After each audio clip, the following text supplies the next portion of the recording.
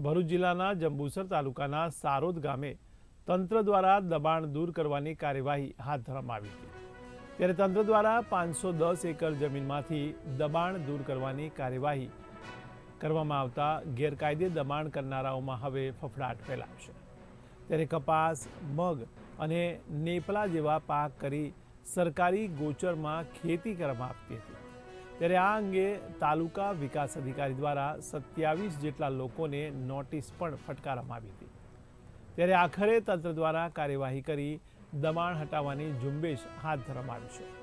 આ દરમિયાન તાલુકા વિકાસ અધિકારી સહિત સારોદ ગામના સરપંચ તેમજ પોલીસ અધિકારી હાજર રહ્યા હતા।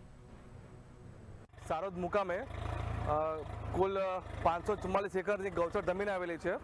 એમાં કુલ 510 એકરમાં ગૌચર જમીનમાં દબાણ કે જણાવેલ છે અને એ જે ફરિયાદ આવેલી છે એના આધારે કુલ 27 લોકોને આપણે નોટિસ આપવામાં આવેલી છે અને નોટિસના આધારે અમને નિયત સમયમાં ગૌચરનું જે દબાણ છે દૂર કરવાની અમને સૂચના આપવામાં આવેલી હતી। આજથી અમને દબાણ દૂર કરવાની કામગીરી ચાલુ છે અને આ સાથે હું જંબુસર તાલુકાની તમામ આપણા ગ્રામજનોને એક વિનંતી બી કરું છું કે તમારા ધ્યાનમાં બી આપણે કોઈ બી ગ્રામ પંચાયતની ગૌચર જમીનમાં દબાણ જો જણાય આવે તો એ તાત્કાલિક સ્વેચ્છાએ દૂર કરવા મારી નમ્ર વિનંતી છે અને આ સાથે સરકારની જે દબાણ દૂર કરવાની જે હાલ કાર્યરીતિ છે એમાં તમામને સહયોગ આપવા મારી નમ્ર વિનંતી છે।